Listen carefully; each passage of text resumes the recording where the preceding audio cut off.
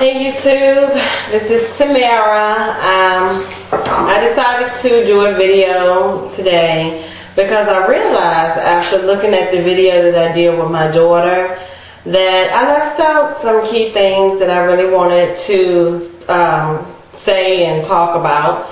I did mention that I weighed 250 pounds, but I left out a bit of history, and then I had to write a list of some things that I wanted to talk about beforehand. So excuse, I know you may hear echo or something. I have 3 kids and my brother lives with me and my husband and everybody, so it's always sound like it's a party going on in my house, and the only quiet place I have is the bathroom. And even now it sounds like somebody may be trying to come and sabotage my recording and ask me what I'm doing, but hopefully they'll stay out of my room. Okay, so what I wanted to talk about first was I want to give you guys a bit of history about myself. I am 5'3" and I weigh 250 pounds, and I have some medical issues or conditions that allowed me to qualify more for the lap band procedure, more so than me just being overweight. I suffer from sleep apnea and I have high blood pressure. Okay, sorry about that. I think my memory card was saying that it was full, and it really wasn't. I only had like maybe 2 videos on there, so I took them off. But anyway, I was saying that I'm hypothyroid, and I take my medicine on a regular basis. I just want to say that last year, January 1st, or the beginning of this year, my husband and I decided that we were going to work out and try to lose some weight.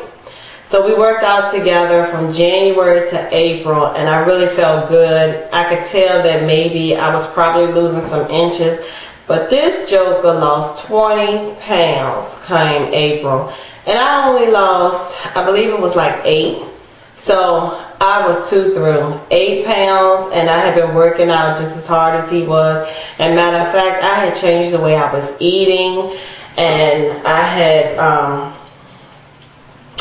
stopped drinking sodas and sugary things, and stopped eating a lot of candy. I had cut back on all that, and I could tell that my clothes were fitting loose. But I only lost 8 pounds in 4 months. So I was terribly discouraged by that.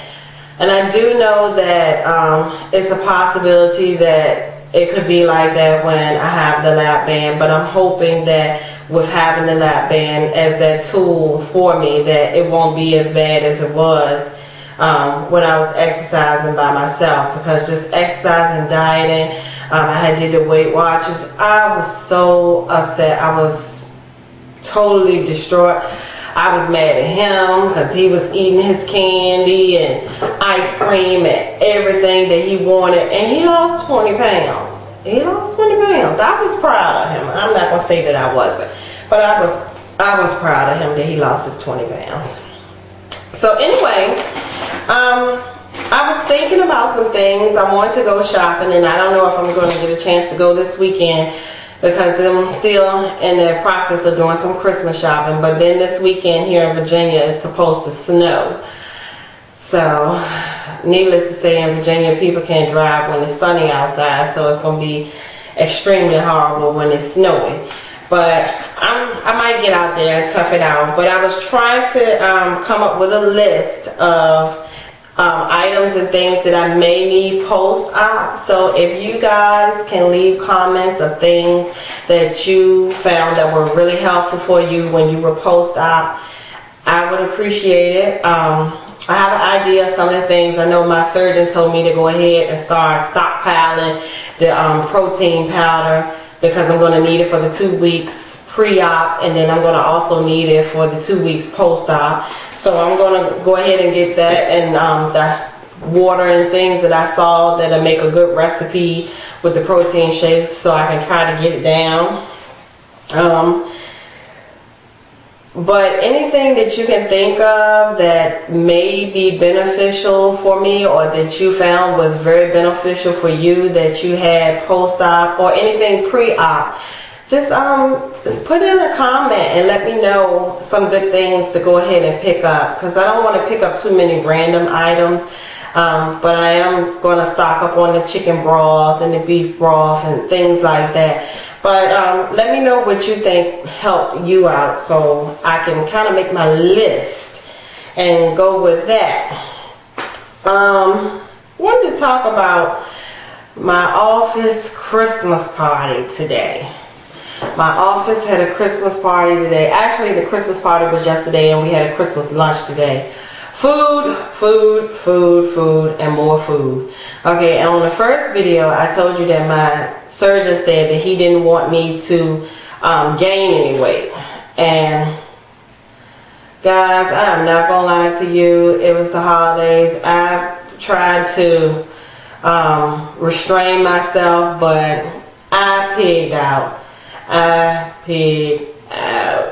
had a little bit of everything from the people I trusted, because you know you can't eat everybody's food, but I had a little bit of everything. I had a little bit of all the desserts except for coconut, because I don't like coconut, but that was horrible. So I know that I really need to work on that. A handful of people at my job know that I'm going to have this surgery, because at my job over 6 people, I believe, have had the lap band surgery, and I found it to be pretty equal of the successful and the unsuccessful. I have 2 friends that I have that work with me, 2 co-workers, and they have been extremely successful with their lap band journey. And then I have 1 co-worker who hasn't been successful. And I was glad that I was able to see a variety of people who have been successful and who haven't, and to hear their different stories about what helped them and what didn't help them, or what they think is the problem why they're not being successful. And I know one of the girls, the one who is not being really successful, she doesn't want to take the time to go and get her fills, because she says that the doctor will have her waiting there for a while, and she doesn't want to go get fills, and then she's had an unfilled, and she's kind of in between going and getting, and she's had her lap band for almost a year and a half now, and she really hasn't lost a lot of weight. She says that she doesn't have the time to get to the surgeon to get the fills. And I think that, to me, that's just a big excuse, because if you went as far as to actually have the surgery, you should have known that you were going to need to make time to get your fills and go to your checkup and do things that you need to do to make sure that it's going to work properly for you. And she's not doing that. But the other 2 ladies that I work with who's had it done, awesome. I mean, they look good. One of the girls, she doesn't even look the way she used to look. She had it done before I even started working in this particular department, so I didn't see her before, but everybody says, oh, she was like 300 and something pounds. She was really big. She walks really slow. This girl is small, tall, like Tyra Banks. She looks good. So I'm glad that I work with a lot of people who are thinking about bariatric surgery, or who's already have bariatric surgery, because it kind of makes it easier for me. I don't feel like I have to keep it a secret. But what I was going to say is that my job, also at my job, they're going to start a Biggest Loser come January, Biggest Loser competition, where it's about 8 of us, probably 10, I think it's about 10 of us, who are going to put our names, you know, who are signing up for this, and we're going to donate, or we're going to put in $10 a month, and we're going to do it from